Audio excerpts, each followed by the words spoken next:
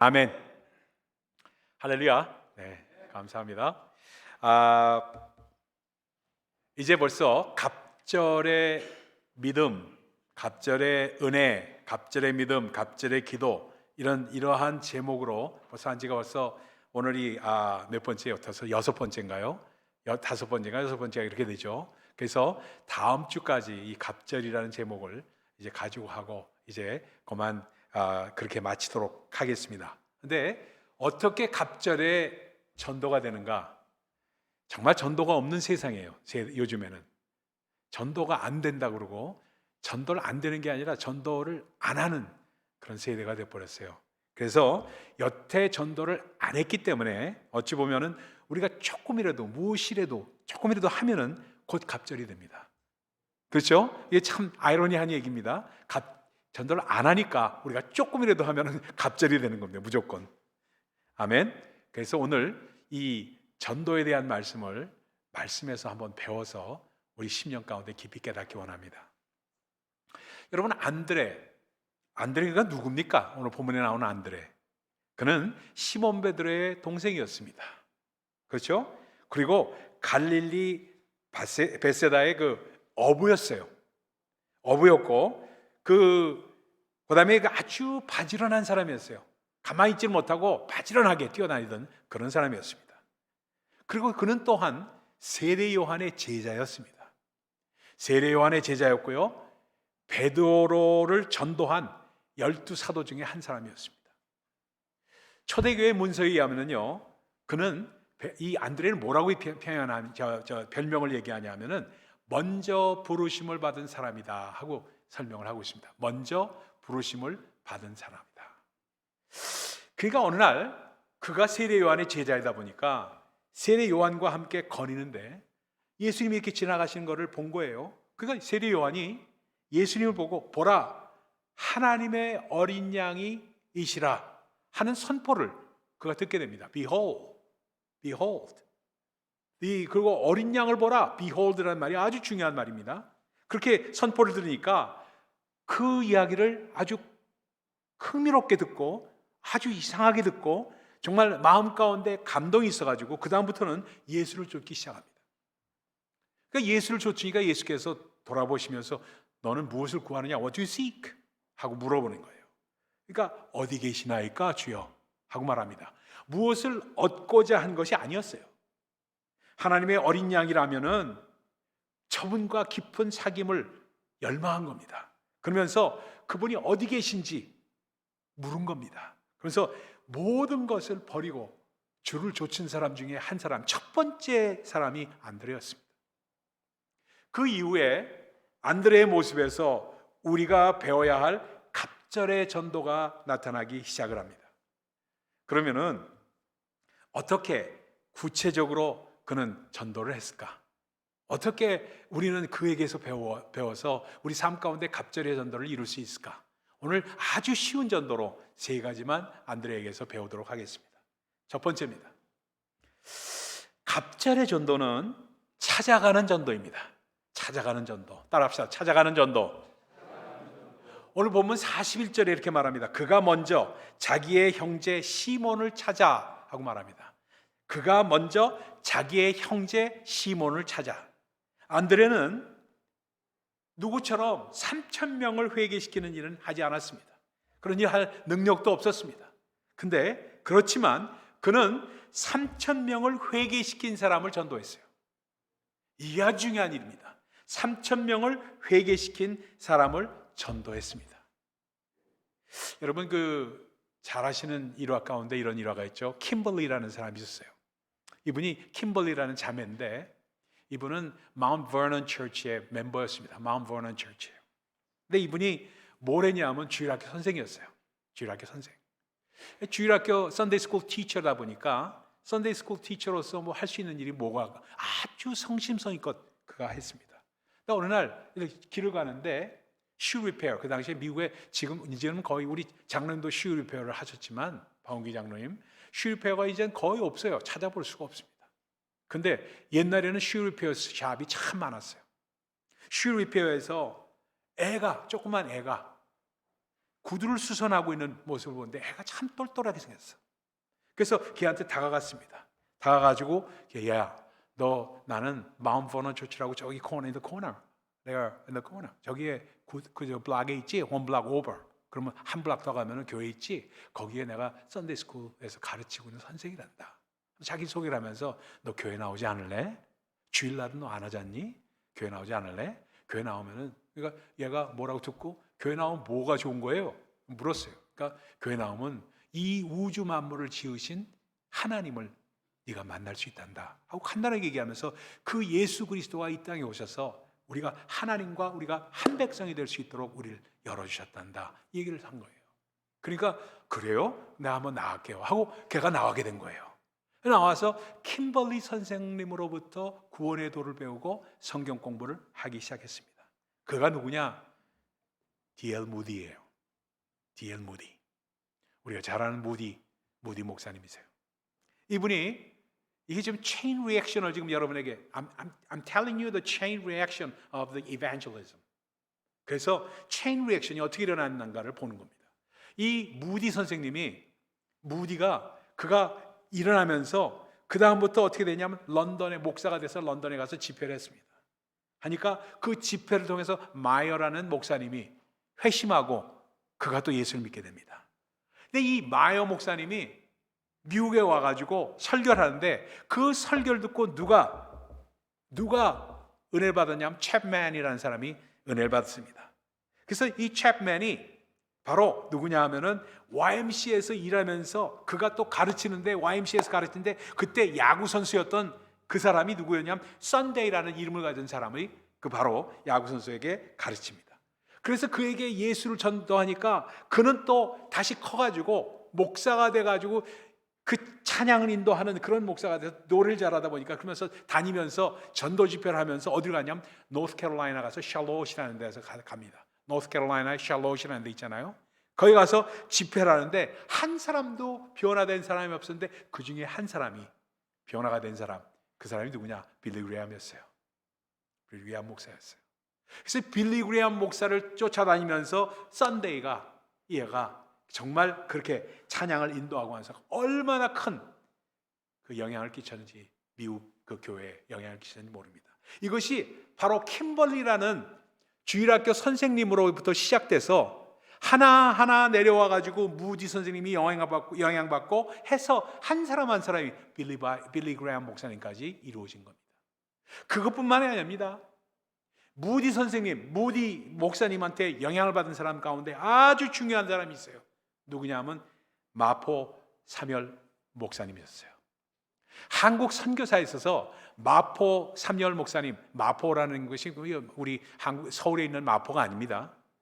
그 last name이 모펫이에요. 모펫. 그래서 거기서 나온 게 마포예요. 모펫이에요. 이름이. 그래서 마포 삼열 목사님, 삼열이라는 말은 사무엘을 삼열이라고 그랬어요. 그래서 마포 삼열은 세무엘 머펫의 한국식으로 발음한 게 마포 삼열 목사. 이거 마포에서 선교했나 이런 생각하시면 안 돼요. 그렇죠? 그 마포 삼열 목사님 그분이 어디서 했냐? 평양에서 교회를 열고 시작한 교회가 어떤 교회였냐? 기가 막힌 장대현 교회였습니다. 우리가 그 장대현 교회 얘기는 잘 알잖아요. 장대현 교회, 산정현 교회 이런 교회들이 누가 개척을 했냐? 마포 삼열 목사님이 하신 거예요. 마포 삼열 목사님이 하시면서 그 다음에 거기서 나온 목사님이 누구냐? 이기풍 목사님이세요. 이러한 아주 쟁쟁한 사람들이 어디서 나왔느냐? 마포 삼열 선교사님으로부터 나왔는데 장로교가 그렇게 해서 시작됐는데 이북 북한의 장로교가 그렇게 시작됐는데 그 사람이 누구에게 은혜를 받은 사람이냐? 무디 목사님으로부터 은혜 받고 무디 목사님은 누구로부터 은혜를 받았느냐? 킴벌리라는 주일학교 교사로부터 은혜를 받은 사람이에요. 그러니까 안드레를 보면서 저는 그렇게 생각해요. 안드레는 한 사람도 특별히 정말 3,000명이 아니라 300명도 집회를 한 사람이 없었어요. 그런 적이 없어요. 그런데 그에게 전도를 받았던 베드로는 3,000명을 회개시키는 전도를 했던 사람이었어요. 그러다 보니까 한 사람을 인도하는 사람이 어떤 지도자가 될지 우리는 모른다는 거죠. 엄청난 기적이 얼마든지 일어날 수 있다는 이야기를 말씀을 드리는 겁니다. 그래서 요한복음 12장 24절에 보면 여기 좀 쪄주세요. 같이 한번 읽어봅시다. 이거 한번 읽어봅시다. 요한복음 12장 24절 시작. 내가 진실로 진실로 너희에게 이르노니 한 알의 밀이 땅에 떨어져 죽지 아니하면 한 알 그대로 있고 죽으면 많은 열매를 맺느니라. 아멘입니까? 저는 맨 처음에 은혜를 받고요, 제가 조금 미친 사람이었어요. 맨 처음에 은혜 받은 다음에 얼마나 미친 사람이, 그 당시에는 참 그런 사람들이 많았던 것 같아요. 저는 얼마 전에도 제가 간증을 드렸다시피 야간 전도를 많이 나갔습니다. 밤중에 나가서 24시간 오픈하는 스토어, 마나탄에 가서 24시간 오픈하는 스토어 다니면서 전도를 했어요. 전도를 하다 보니까 그 야채 가게, 그 당시에 야채 가게가 주로, 델리 야채 가게가 주로 24시간 했잖아요. 그래서 그 가게들 가가지고 거기서 일하시는 한국 분들한테 전도를 했어요. 전도를 하면서 성경책도 드리고 말도 드론드론하고 하다 보니까 제가 거기서 밤중에 일하는 사람들이 얼마나 힘들어하는 그런 거를 정말로 많았어요. 그동안 거기서 제가 전도해서 정말 거기서 다시 또 예수 믿고 다시 한국으로 가서 한국에 대학 다니는 딸을 위해서 여기서 나와서 일하다가 한국 돌아간 사람, 이런 사람 별 사람 다 있었어요. 그 중에 중요한 사람이 이번에 스리랑카에 같이 선교에 가는 이재용 장로, 그 사람이 그런 사람이에요. 그 사람이 뭘 했냐면 24시간 오픈하는 그 야채 가게를 운영하시던 분이에요. 거기서 제가 전도하다가 거기서 제가 자원을 해가지고 야간, 제가 그때 신학교 다닐 때였거든요. 신학교 가기 전, 그다음에 신학교 다니면서, 그러면서 24시간 그 야간 캐셔를 구하기가 너무너무 힘들어 해가지고 제가 발런티 해가지고 제가 야간 캐셔를 하겠습니다 하고 얘기했어요. 야간에 8시부터 아침 8시까지 그 집에 가서 그 가게에서 일을 했습니다. 일을 하면서 거기 같이 일하는 사람들 다 전도하고 그런 일을 했어요.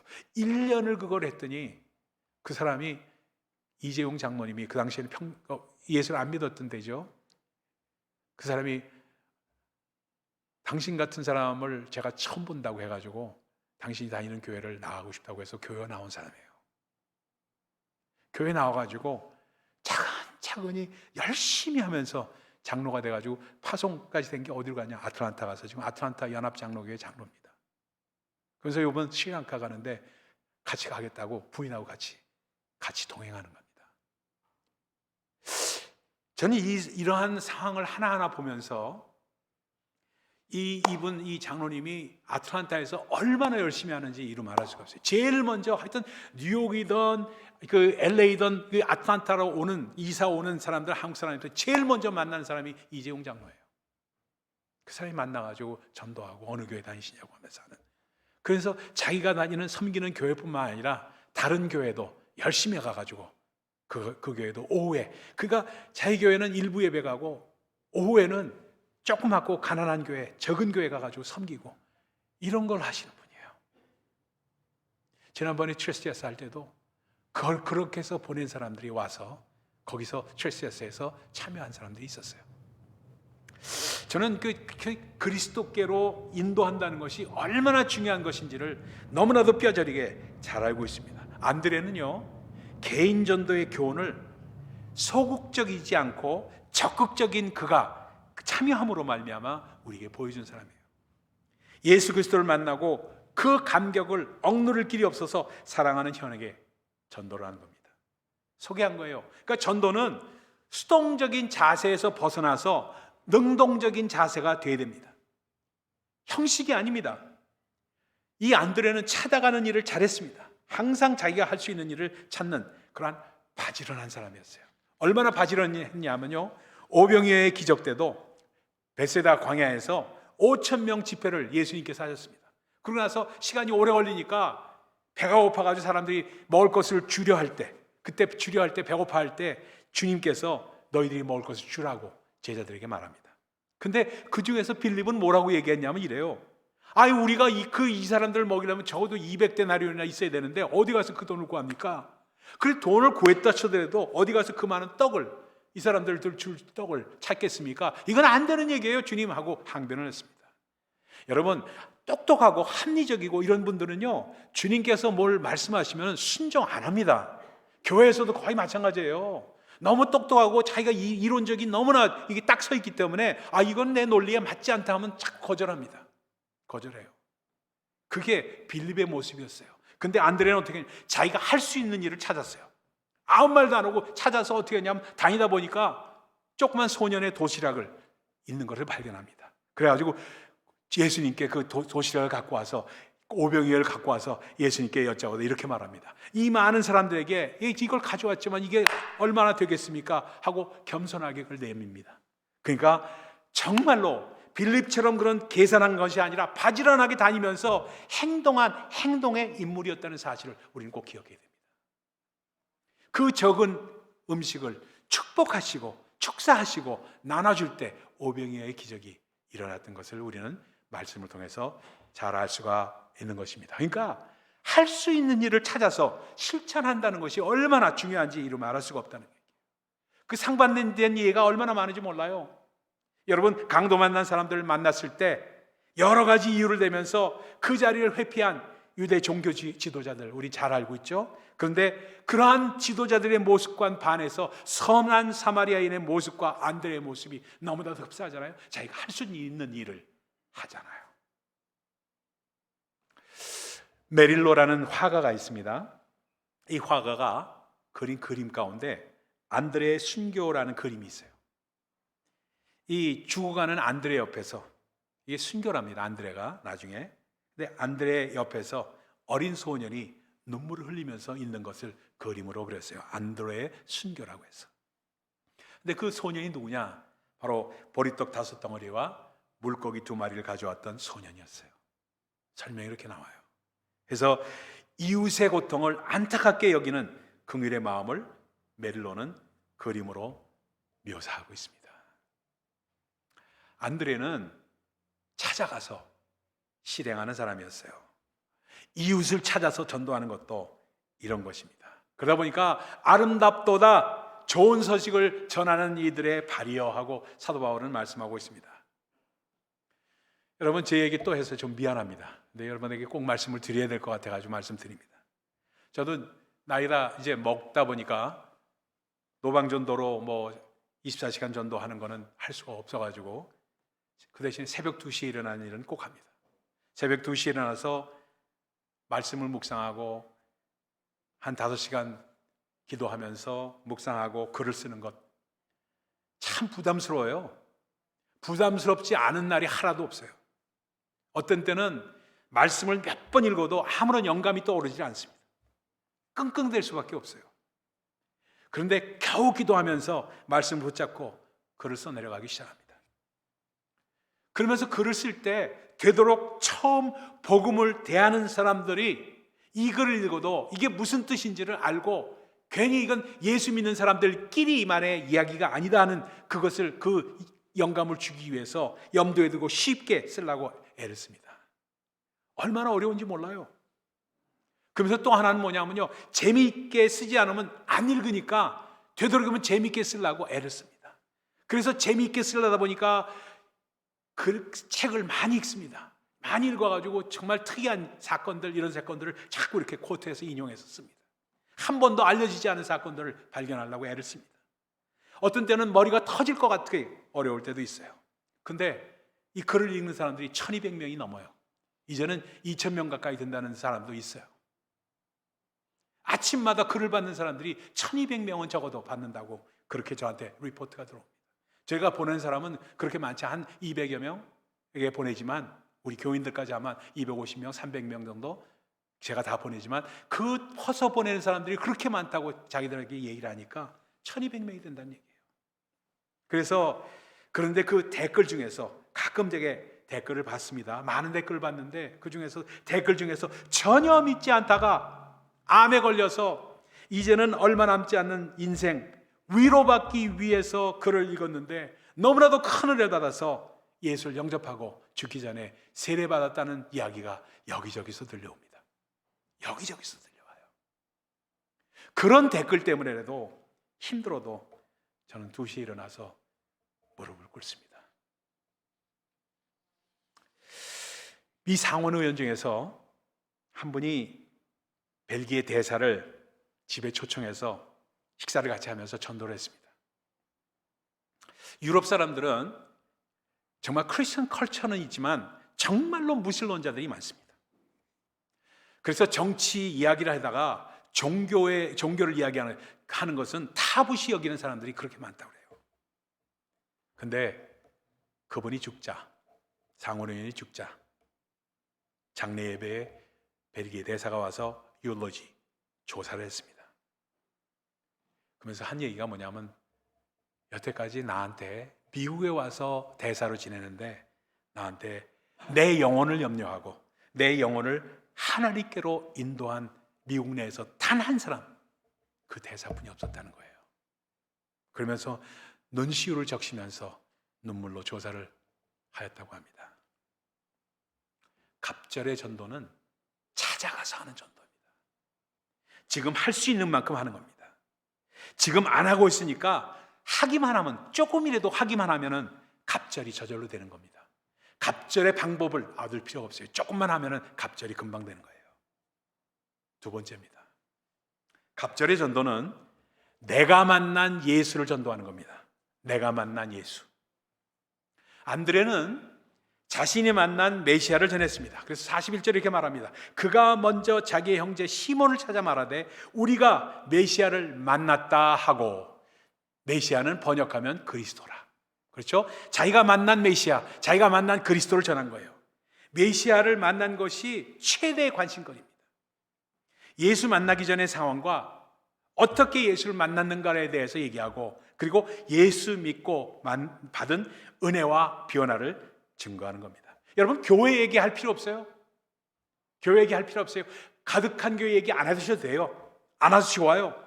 근데 예수 만난 얘기, 예수 만난 얘기, 우리 교회에서 어떻게 예수를 증거하고 있는가 하는 얘기는 꼭 하시기 바랍니다. 내가 처음 영접한 이야기는 더더욱이나 좋습니다. 여러분이 어렸을 때 예수를 영접했건, 연세 드셔서 예수를 영접했건, 예수 만난 얘기를 나눌 수 있어야 됩니다. 여러분은 왜 우리 크리스찬의 삶 가운데 파워가 없을까? 왜 파워가 나타나지 않을까? 그 이유는 전도가 없기 때문입니다. 전도를 하려면은 내가 믿는 예수에 대해서 증거를 해야지만 전도가 되는데, 그걸 증거 안 하다 보니까 내 삶이 파워도 없고 능력도 없고 그냥 지지분해지는 이유가 거기 있는 겁니다. 예수 믿는다고 하면서도 우리가 예수 그리스도를 소개할 줄 모르고 그 다른 영혼을 그리스도께로 인도한 경험이 없으니까 파워가 없는 거예요. 여러분 잘 아시는 대로 단테의 신곡이라는 그런 작품이 있죠. 거기에 지옥편이 나와요. 지옥편. 그래서 지옥편에 보면은 지옥으로 들어가는 그 문 위에 만들어진 조각상이 있습니다. 그 조각상이 뭐냐면 우리가 잘 많이 들어봤던 로댕에 생각하는 사람이에요. 로댕에 생각하는 사람, 그것만 알아가지고 그걸 뭘 이렇게 생각하고 있으니까 내가 벗은 팬티가 어디로 갔는가 이걸 생각하고 있다고 조크를 많이 하는 애들도 많이 봤어요. 근데 그게 아니에요, 여러분. 지옥문 위에 있는 조각상이었습니다. 그 생각하는 사람이 뭘 생각했을까? 어떤 제목으로 그게 있었을까?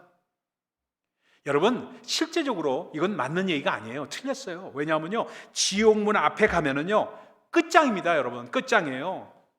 이미 게임 오버, 게임 끝난 거예요. 늦은 거예요. 너무 늦어버린 거예요. 내가 죽은 후에 죽지 않는 내 영혼이 예수 믿지 않으면 가는 곳이 어디냐? 지옥이기 때문에 그렇습니다. 그러니까 잘 선택해야 돼요. 여기 있을 때, 이 땅에 있을 때, 아직 살아있을 때 정말 무엇보다도 딴 건 못하더라도 예수는 우선 믿어둬야 돼요. 제가 2세 아이를 전도한 아이가 있어요. 실패담입니다. 그렇게 부모가 와서 전도해달라고 해서 별 얘기를 다 했어요. 걔 찾아가서. 지금 켄터키 가서 살고 있는데. 걔 가서 전도를 하는데 이 아이가 그 뉴에이지 책 있잖아요. 뉴에이지 책 아시죠? 그 책을 하도 탐독을 해가지고 완전히 뉴에이지에 빠져버렸어요. 그래서 제가 얘기해서 너 죽은 다음에 네 영혼이 가는 곳이 지옥인데 너 어떻게 하려고 그러냐 이렇게 얘기했더니 죽은 다음에 내 영혼이 갈 곳이 그때 어떻게 될지 어떻게 아니에요. 날 보고. 그러면은 네가 네 영혼이 가는 곳이 지옥인지 아닌지, 그리고 아무것도 없는지, 진짜 하나님이 살아계신지, 아니면은 정말 네 영혼이 살아있는 건지 그때 보면은 알 텐데, 네가 안 믿는 것이 50%, 믿는 것이 50%라면은 이왕에 50대 50의 가능성을 두고 있다면은, 그렇다면은 그 50%를 위해서도 믿어두는 게 좋지 않느냐. 인슈런스 아니냐, 보험 아니냐. 그러면 그것 때문에도 넌 믿어야 되지 않느냐 하고 얘기한 적이 있어요. 내가 흥 하더니 그냥 가버리더라고요. 지금 켄터키로 가서 살고 있어요. 지금도 저는 기도합니다. 그 부모님 항상 제 글 받고, 제 글 맨날 묵상글 받으면서 지금도 기도해달라고 부탁을 해요. 여러분, 언젠가는 하나님께서 인도하실 줄 믿어요. 그렇기 때문에 지금도 그 아이를 위해서 기도합니다. 여러분, 정말 그 지옥이 얼마나 끔찍한 곳에서 갈 수밖에 없는 우리 사람들 가만히 있을 수 없잖아요. 그러니까 그게 확실치 않고 흔들리면은요, 우리 입에서 전도의 말이 나오지 않습니다. 그냥 교양으로 교회를 다니는 겁니다. 이런 말 하면 듣기 싫어하는 사람들, 그래요. 듣기 싫어하는 사람들, 그리고 듣기 싫어해서 나가는 사람들조차도 있어요. 저는 그런 사람들을 수없이 봤어요. 근데 여러분, 우리가 병원에 가서 의사 앞에 앉았을 때 내 모든 것을 내놓지 않고 의사 앞에 내 병을 진단받을 수가 있어요? 그렇지 않잖아요. 솔직해져야 되잖아요. There's a moment that we have to be honest. 지금 그러기 때문에 예수 믿는 것이 얼마나 중요하다는 것을 다시 한번 말씀을 드립니다.